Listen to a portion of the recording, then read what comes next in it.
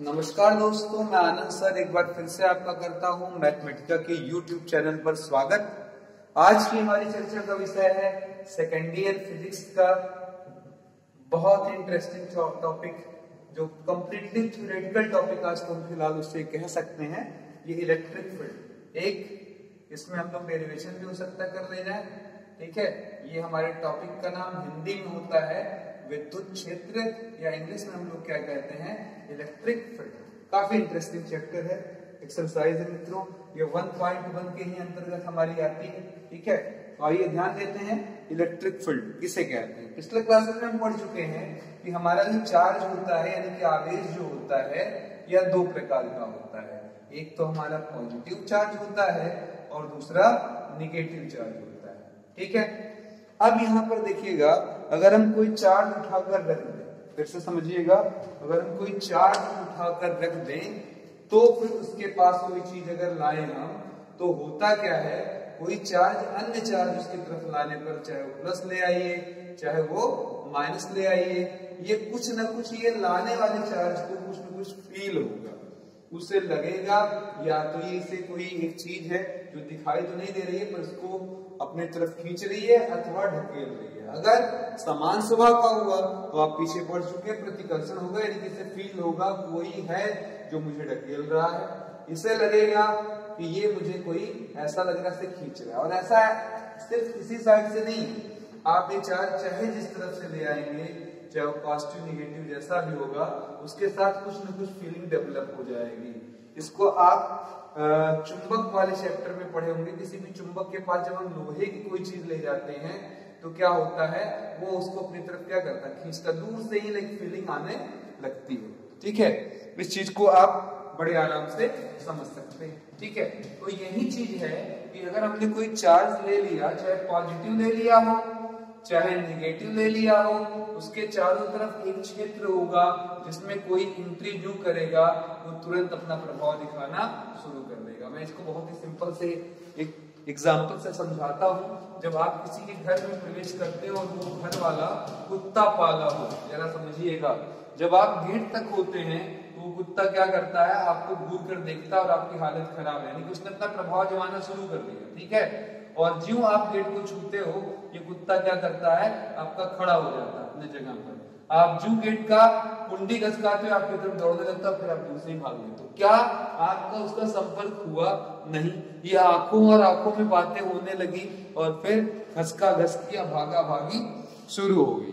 बातें समझ में आ रही हैं? तो यानी कि इस कुत्ते का प्रभाव इस गेट तक है और इस गेट के बाहर तक है, आप तो कोई प्रॉब्लम नहीं, लेकिन जो गेट के सरहद में आप आए और इसको क्रॉस करने की कोशिश करेंगे, आपके ऊपर अपना प्रभाव उत्पन्न करना शुरू कर देगा। ऐसे ही कोई भी चार्ज के साथ भी होता है। चार्ज के चारों तरफ अगर हम अन्य चार्ज लाएंगे तो वो दूसरा चार्ज भी इस चार्ज के प्रभाव के नाते कुछ फीलिंग पाएगा, चाहे आकर्षण पाएगा और चाहे प्रतिकर्षण पाएगा, ठीक है।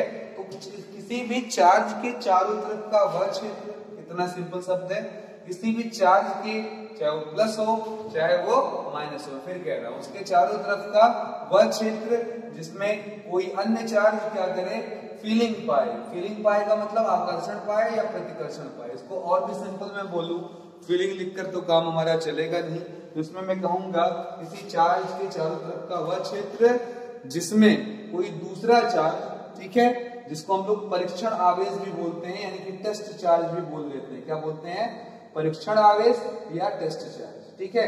जैसे मैंने बोला कुत्ते ने दौड़ाया, तो भैया कितना दौड़ाया, या काटा तो नहीं दो चार जगह, ठीक है। तो अगर हमारे पास जो यहाँ पर टेस्ट चार्ज है Q0, वो इसको फील करेगा और इसे कितना जोर से खींच रहा है या ढकेल रहा है, इसका आभास करेगा। इसीलिए इसको हम लोग परीक्षण आवेश या टेस्ट चार्ज का नाम देते हैं। पक्की बात समझ में आ गई है? तो अब अगर मुझे डिफिनेशन देनी है इलेक्ट्रिक फील्ड का, तो एकदम सिंपल सी परिभाषा कि किसी भी चार्ज के चारों तरफ का वह भाग जिसमें एक अन्य चार्ज, जिसे आप नाम देना चाहें तो परीक्षण आवेश, वैद्युत प्रभाव को महसूस करता है, उसे हम लोग क्या कहते हैं, इलेक्ट्रिक फील्ड, ठीक है, या वैद्युत क्षेत्र।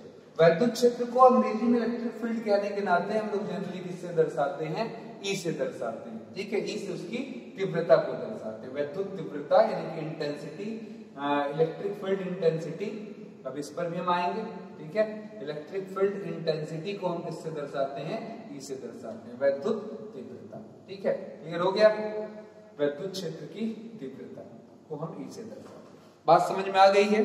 अब मामला ये है स्फीयर, इसको रिप्रेजेंट करने के लिए क्या करना चाहिए, तो जवाब है ग्राफिकली हम इसके किनारे किनारे इलेक्ट्रिक फील्ड दिखाने के लिए क्या करते हैं, तो अगर हमारे पास पॉजिटिव चार्ज है तो उसकी इलेक्ट्रिक फील्ड हमेशा उससे अवे होगी और उसके तल से लंबवत निकलेगी, यानी कि परपेंडिकुलरली निकलेगी। यहाँ पर देखिएगा कितने का एंगल बनाएगा, अगर मैं बोलूँ तो 90, यहाँ भी कितने का बनाएगा 90, आप जानते हैं अच्छे से, ठीक है।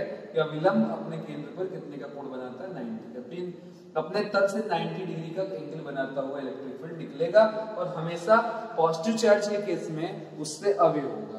अब ये जो लाइंस मैंने खींची है, इन लाइंस को हम लोग इलेक्ट्रिक लाइन ऑफ फोर्स कहते हैं। क्या बोलते हैं, इलेक्ट्रिक लाइन ऑफ फोर्स, ठीक है। अब इस पर मैं समझा रहा हूं, पहले आप इसी तरीके से माइनस का भी देख रहे। अगर कोई माइनस चार्ज होगा तो उस स्थिति में ये जो विद्युत क्षेत्र है वो कैसे दिखाया जाएगा, अंदर की तरफ, यानी कि बाहर से अंदर, इनफाइनाइट से डिस्चार्ज की तरफ, ठीक है। इनफाइनाइट से डिस्चार्ज की तरफ। ये भी देखिएगा कहीं भी आप नापेंगे तो ये 90 डिग्री का एंगल यहाँ पर बनाएगा। तो यहाँ इलेक्ट्रिक फील्ड कैसी जनरेट हो रही है, अंदर की तरफ आ रही है कैसी, तो अपने तल से लंबवत बनाती हुई आ रही है और अंदर की तरफ आ रही है। यही लाइंस हमारी इलेक्ट्रिक लाइन ऑफ फोर्स कहलाएंगी। तो अगर कोई पूछे कि सर इसे हिंदी में क्या कहते हैं, तो इसे हम लोग कहेंगे वैद्युत बल रेखाएं। क्या कहेंगे, वैद्युत बल रेखाएं, ठीक है। इसकी डिफिनेशन क्या होगी मित्रों, ठीक है, तो बहुत ही सिंपल में डिफिनेशन बना दिया जाएगा। हम कहेंगे विद्युत क्षेत्र की तीव्रता को दर्शाने के लिए, विद्युत क्षेत्र को दर्शाने के लिए भी आप लिख सकते हैं, को दर्शाने के लिए जो, ठीक है, के लिए जो ज्योमेट्रिकल यानी कि ज्यामितीय निरूपण, ज्यामितीय निरूपण क्या कहलाता है हमारा, ज्यामितीय निरूपण हमारा वैद्युत क्षेत्र या वैद्युत बल रेखाएं कहलाता है, ठीक है, वैद्युत बल रेखाएं कहलाता है, ठीक है। उम्मीद करता हूं समझ में आ गया होगा, कहलाता, ठीक है। इंग्लिश में बोले, ठीक है, the geometrical interpretation of electric field by the lines is called electric line of forces, ठीक है। अब इन जो रेखाएं हैं इनकी अपनी एक खासियत होगी, ठीक है। अब इस पर और डिस्कशन करने चलते हैं, ठीक है, और इसकी प्रॉपर्टियां देखते हैं कि इस वैद्युत क्षेत्र या वैद्युत बल रेखाओं की क्या प्रॉपर्टी होगी। तो आइए वैद्युत बल रेखाओं के बारे में बातचीत करते हैं, ठीक है। वैद्युत बल रेखाएं, वैद्युत बल रेखाएं, रेखाओं का प्रगुण, ठीक है, यानी कि property of electric line of forces, ठीक है, electric field, electric line of forces, यही कर देते हैं, ठीक है। उसका क्या होगा प्रॉपर्टी, ये हमें समझना है। पहला जो आप समझ चुके, किसी पॉजिटिव चार्ज के लिए यहां से ओरिजिन, मतलब यहां से ओरिजिनेट होगा और किस तरफ जाएगा, तो जवाब होगा इनफाइनाइट की तरफ, ठीक है।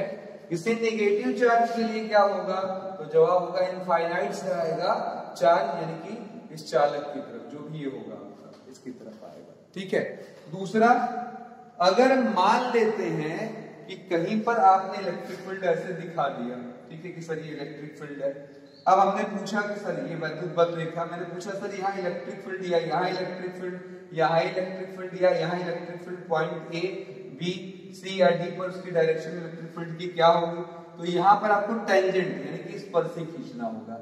ये स्पर्शी हमें क्या बताएगा, इलेक्ट्रिक फील्ड यानी कि वैद्युत क्षेत्र की दिशा बताएगा। ई ए आप यहाँ लिख सकते हैं, यहाँ पर ई बी लिख सकते हैं, इस जगह पर क्या ई सी, एक जगह पर हमें एक ही दिशा प्राप्त होगी। अगर ए पर आप देख रहे हैं तो सिर्फ एक, किधर होगी, उस कर्व पर या उस जगह पर, उस लूप पर आप एक स्पर्शी खींच देंगे, टेंजेंट खींच देंगे, उस टेंजेंट की दिशा में हमारा इलेक्ट्रिक फील्ड होगा, ठीक है। तो किसी भी एक जगह पर हमें कितने इलेक्ट्रिक फील्ड मिलने वाले हैं, सिर्फ एक, उसका एक ही डायरेक्शन मिलने वाला है। अब दूसरी प्रॉपर्टी कहती है कि वैद्युत बल रेखाएं, कोई भी दो वैद्युत बल रेखाएं नेवर इंटरसेक्ट, नेवर इंटरसेक्ट, ठीक है।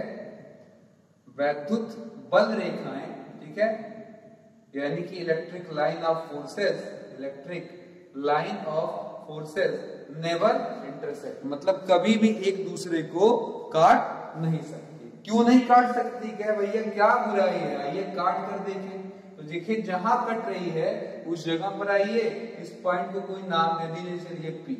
अब अगर मैं इधर वाला थोड़ी देर के लिए मिटा दूं और आपसे पूछूं सर ये बताइए पी पर कहां पर, पी पर इलेक्ट्रिक फील्ड की डायरेक्शन क्या होगी, तो आप इस जगह पर अपना खींच देंगे, ऐसे कहेंगे सर जी स्पर्शी खींचने पर हमें पी की डायरेक्शन मिल जाएगी।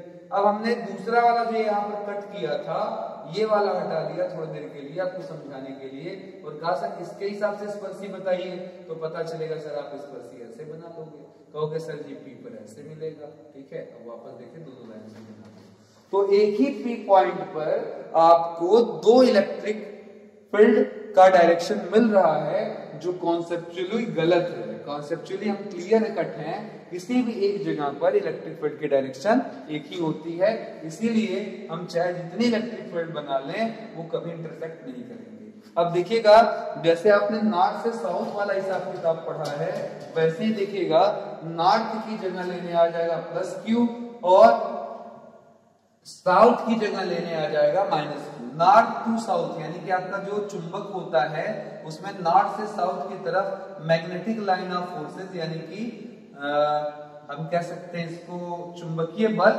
रेखाएं नॉर्थ से साउथ की तरफ जाती हैं, बिल्कुल ऐसे ही। इधर देखिएगा अगर एक प्लस और क्यू आपस में आस-पास रख दिया जाए तो ये इलेक्ट्रिक लाइन ऑफ फोर्सेस यानी कि विद्युत बल रेखाएं कैसे चलेंगी, जो यहाँ से ओरिजिनेट करेंगी क्योंकि पी से दूर जाना है और क्यू के अंदर घुस जाना तो ऐसे अंदर चली जाएंगी। इसी तरीके से यहाँ दूसरी निकलेगी ऐसे जाएगी, तीसरी निकलेगी, ठीक है, ऐसे जाएगी, चौथी निकलेगी ऐसे जाएगी एंड सो ऑन। ये बाहर की तरफ और ये वाला अंदर की तरफ। तो जब दो चार्जेस को हम लोग आसपास रख दें प्लस और माइनस तो इस तरीके से स्थिति हमको दिखाई देंगी। उम्मीद करता हूं ये कॉन्सेप्ट आपको बहुत ही अच्छे से समझ में आ गया होगा, ठीक है। चलिए अब कहते हैं अगर सर एक प्लस होता और दूसरा भी प्लस होता तब ये कैसा होता, तो इधर देखिएगा उस स्थिति में क्या होता, अगर हम एक प्लस चार्ज ले लें प्लस क्यू और यहाँ भी पड़ोसी प्लस क्यू लगा दें तो बोलिए प्लस से क्या करता है, ऐसे दूर जाता, इस प्लस से भी दूर जाता, दोनों लड़ जाते और काट तो सकते नहीं, इसीलिए क्या करते, ऐसे क्या करते बेंड कर जाते। यहाँ से भी देखिए निकली हवे गया, यहाँ से भी आया हवे, पर दोनों एक दूसरे को काट नहीं सकते, इसलिए क्या हो जाएगा बेंड हो जाएगा। इस तरीके से आपको यहाँ पर भी इलेक्ट्रिक फील्ड प्राप्त हो जाएगा। तो ये देखिए मैंने विभिन्न अलग अलग स्थितियों में बड़े ही सिंपल वे में आपको ये समझा दिया कि किस तरीके से आपको अलग अलग इलेक्ट्रिक फील्ड की जो लाइन ऑफ फोर्सेस हैं वो प्राप्त होंगी। अकेला है तब कैसा, प्लस माइनस है तब कैसा, माइनस प्लस प्लस है तब कैसा। आप माइनस और माइनस घर पर बनाकर जरूर ट्राई करिएगा और मुझे बताइएगा कि आपको आया या नहीं आया, ठीक है। अगले चीज पर चलते हैं, वैद्युत क्षेत्र तीव्रता। अब यहाँ पर देखिएगा ये लाइन, इसी प्रॉपर्टी में मुझे समझना है कि अगर ये सर लाइंस ऐसे ऐसे जैसे इनके बीच में गैप ज्यादा है, मान लीजिए इलेक्ट्रिक फील्ड है ऐसे है, ये हमारा पहला केस है, ठीक है, इसको E1 कह देते हैं, और एक जगह पर ये इलेक्ट्रिक लाइन ऑफ फोर्सेस ऐसे बहुत पास पास है, ये सब प्रॉपर्टी के अंतर्गत है, ठीक है।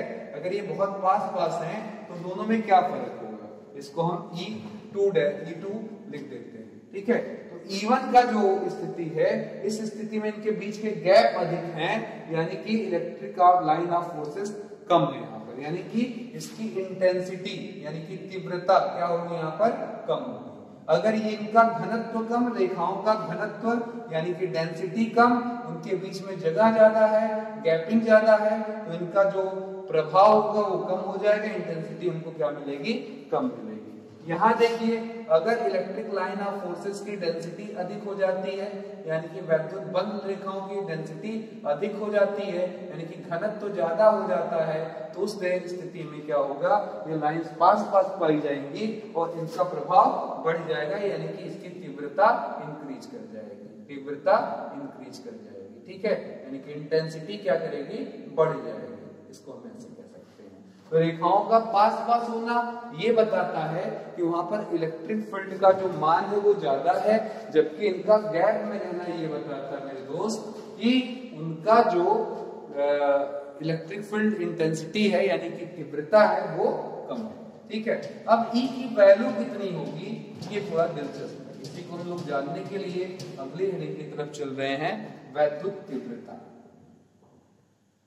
वैद्युत तीव्रता, ठीक है। अब यहां पर हम कहेंगे इलेक्ट्रिक फील्ड इंटेंसिटी, ठीक है। इसको जनरली हम E से दर्शा लेंगे, ठीक है।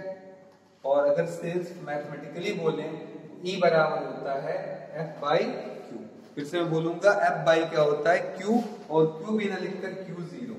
Q0 का मतलब समझ गए हैं, परीक्षण आवेश यानी कि टेस्ट चार्ज, वो बेचारा जो बर्दाश्त करेगा इलेक्ट्रिक फील्ड उसी से डिवाइड किया जाएगा, ठीक है।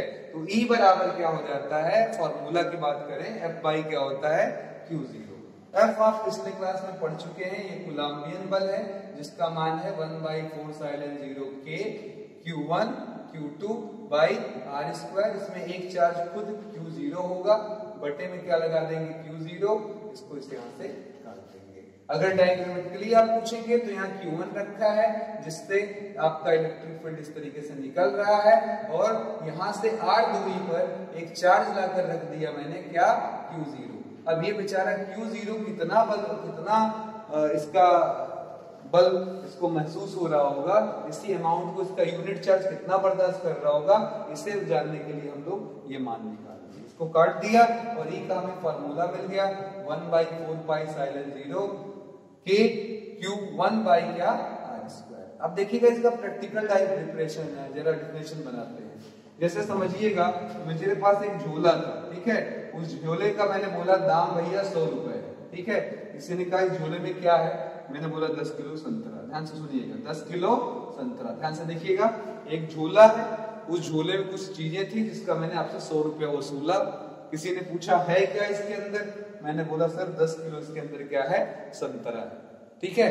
तो अब सवाल ये उठता है कि 1 किलो संतरे का दाम क्या होगा, अगर कोई पूछे तो जवाब बहुत सिंपल है, 1 किलो संतरे का दाम हो जाएगा 100/10, कटकर क्या बोल देंगे आप, 10 रुपए। 1 किलो संतरे का दाम 10 रुपए। तो यहाँ पर देखिएगा, अगर कोई हमसे पूछे कि सर जी Q0 कितना बल महसूस करेगा, तो कहेंगे सर जी F, और यूनिट चार्ज यानी कि केवल एक मात्रक का हो चार्ज हमारा, तो कितना महसूस करेगा, तो F बाई Q0, ठीक है। इसी को हम कहते हैं एकांक चार्ज के द्वारा, एकांक आवेश के द्वारा जितना बल महसूस किया जाएगा वही हमारा वैद्युत क्षेत्र तीव्रता कहलाएगा। इधर देखिएगा 10 किलो 100, 1 किलो का इतना, 1 किलो संतरा, एक कांक आवेश, तो एकांक आवेश के द्वारा कितना वैद्युत बल अनुभव किया जा रहा है, इसी के मान को हम लोग क्या कहते हैं, वैद्युत तीव्रता। तब इसका कोई पूछे कि सर इसका मात्रक क्या होगा, फॉर्मूला तो समझ ही गए हैं, जरा यहाँ आइए मात्रक के लिए। तो देखिए E बराबर क्या होता है हमारा, F बाई Q0। F यानी कि बल, बल को किस में नापते हैं, न्यूटन में, ठीक है। और Q को किस में नापते हैं, तो जवाब है सर कूलम्ब यानी कि C में, यानी कि E का मात्रक हुआ न्यूटन प्रति कूलम्ब। अब आगे चलते हैं, अगर कोई डायमेंशनल फॉर्मूला पूछ ले, ठीक है, ये तो यूनिट हो गया, मात्रक हो गया इसका, न्यूटन प्रति कूलम्ब। अब न्यूटन की बात कर ले, बल की बात कर ले, तो इसका डायमेंशन होता है mL/P-2। कूलम्ब के बारे में पिछले क्लास में बता चुके, ना देखे हो तो जरूर पीछे जाकर देख लीजिएगा, A/T यानी कि एम्पियर पर सेकेंड।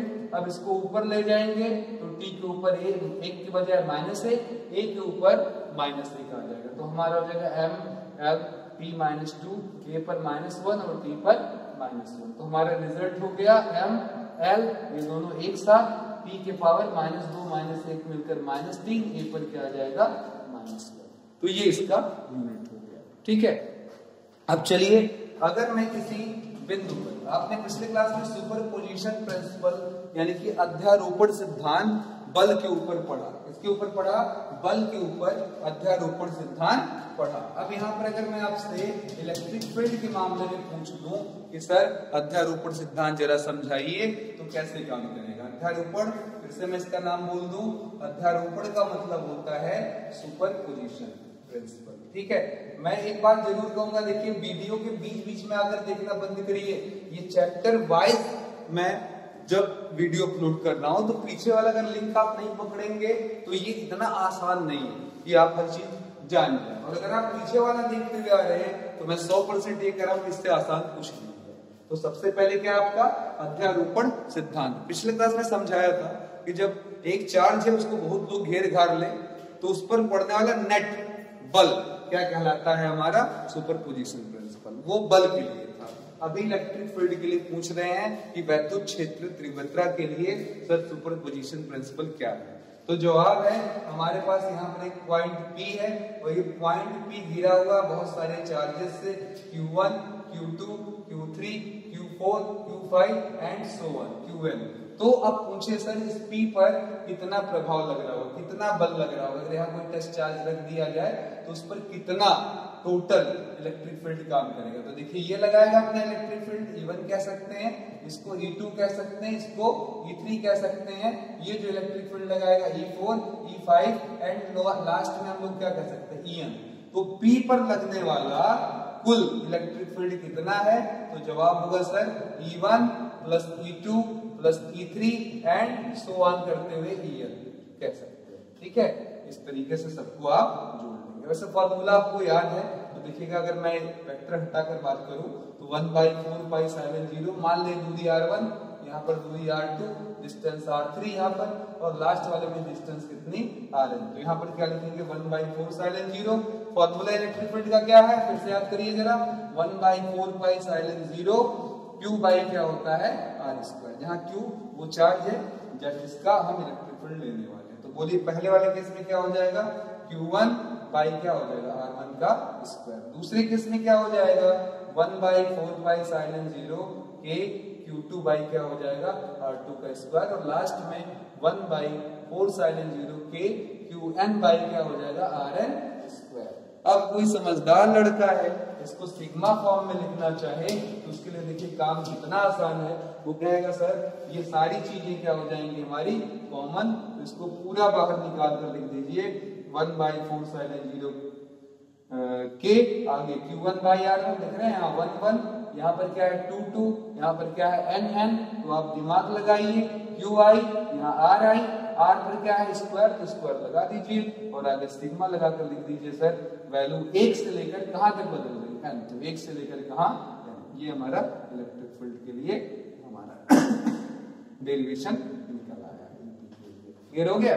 तो इसी को हम लोग क्या कहते हैं अध्यारोपण सिद्धांत। जब एक ही जगह पर हम बहुत सारे चार्जेस के द्वारा लगने वाले इलेक्ट्रिक फील्ड इंटेंसिटी को पता कर लें तो ये हमारा इलेक्ट्रिक फील्ड कहलाता है। अच्छा एक इंपॉर्टेंट बात, अगर कहीं पर बात कोई करे कि सर ये एक चालक है, जैसे यहाँ पर मेरे पास इलेक्ट्रिक फील्ड है, ऐसे इलेक्ट्रिक फील्ड जा रहा है, ठीक है, अगर मैं यहीं पर उठाकर एक चालक रख दूं, चालक का मतलब कंडक्टर उठाकर रख दें तो क्या होगा, तो इधर देखिएगा ये इलेक्ट्रिक फील्ड होगा, फिर ऐसे ऐसे कहेंगे ये क्या है सर, तो आपको मैं बता दूं किसी भी कंडक्टर यानी कि चालक के अंदर, ठीक है, चालक के अंदर का हमेशा इलेक्ट्रिक फील्ड का मान कितना होता है 0। अंदर कभी भी आपको ये वैद्युत बल रेखाएं प्राप्त नहीं होंगी, उसकी किसी भी चालक के अंदर से कोई इलेक्ट्रिक फील्ड होकर नहीं गुजर सकता, इसका ये भी मतलब है। ठीक है, तो एक अच्छा चीज जानते रहिएगा क्योंकि इस पर बहुत ऑब्जेक्टिव बनता है। ऐसे कोई भी चालक बनाकर दे देगा, इलेक्ट्रिक फील्ड दे देगा,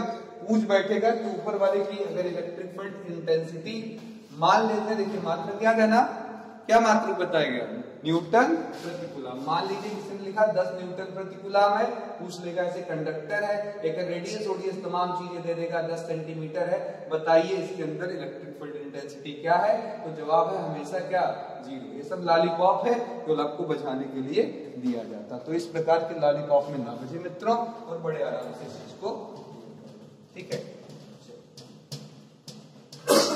उम्मीद करते हैं इलेक्ट्रिक फील्ड यानी वैद्युत क्षेत्र और वैद्युत बल रेखा और वैद्युत तीव्रता का फॉर्मूला जहां तक और साथ में उसके से जुड़ा हुआ अध्यारोपण सिद्धांत आपको बहुत ही अच्छे से क्लियर हो चुका होगा। मैं फिर से एक बार दोहरा दूं, इलेक्ट्रिक फील्ड कोई पूछेगा क्या है, वैद्युत क्षेत्र क्या है, तो जवाब है किसी भी चार्ज के चारों तरफ का वह क्षेत्र जिसमें कोई दूसरा चार्ज परीक्षण आवेश फील करे वैद्युत प्रभावों को। ठीक है, अब वही चीज जानने के लिए कि यह कैसा है, क्या है। हमने कुछ रेखाएं बना ली, इन्हीं रेखाओं को हम लोगों ने क्या बोल दिया, वैद्युत बल रेखाएं। इन रेखाओं की कुछ प्रॉपर्टियां थी, जैसे प्लस के लिए दूर जाती थी, माइनस के लिए उसकी तरफ आती थी। दूसरा, कभी भी दो वैद्युत रेखाएं एक दूसरे को नहीं काटती थी। क्यों?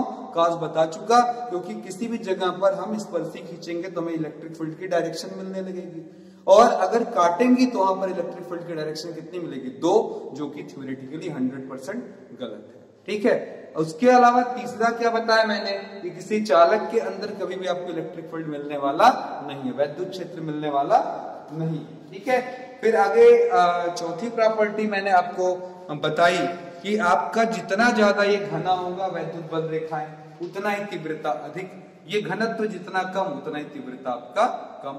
फिर अध्यारोपण सिद्धांत में सिखाया कि एक चार्ज मतलब एक पॉइंट पी है, उस पर उसको चारों तरफ से अगर घेर ले कोई बहुत सारे चार्जेस और पूछे जाए उन सभी चार्जेस का प्रभाव या उनका इलेक्ट्रिक फील्ड उस पॉइंट पर कितना होगा, तो अगर हम उसका इलेक्ट्रिक फील्ड निकाल ले जाएं, वैद्युत क्षेत्र तीव्रता उजने की निकाल ले जाएं, तो इस पूरे नियम के लिए जो नियम हम लगाते हैं वह नियम हमारा कहलाता है अध्यारोपण सिद्धांत। तो इस उम्मीद के साथ कि आप इसको दोहरा लेंगे और एक बार फिर से अपने से लिख कर इनको याद कर डालेंगे। हम मिलते हैं अगली वीडियो में जो बहुत दिलचस्प होने जा रहा है, वैद्युत द्विध्रुव, और उसके 2 केस है हमारे। ठीक है, axial position and equatorial position, जो हमारे एग्जाम्स में जिसके डेरिवेशन काफी हद तक पूछे जाते हैं। तो आई होप आपको मजा आया होगा। तो आनंद लेते रहिए आनंद सर के साथ, और साथ में कमेंट बॉक्स में कमेंट करते रहिए, हो सके तो नए दोस्तों को जोड़ते रहिए। मैं कहता हूं आपसे आज के लिए अलविदा।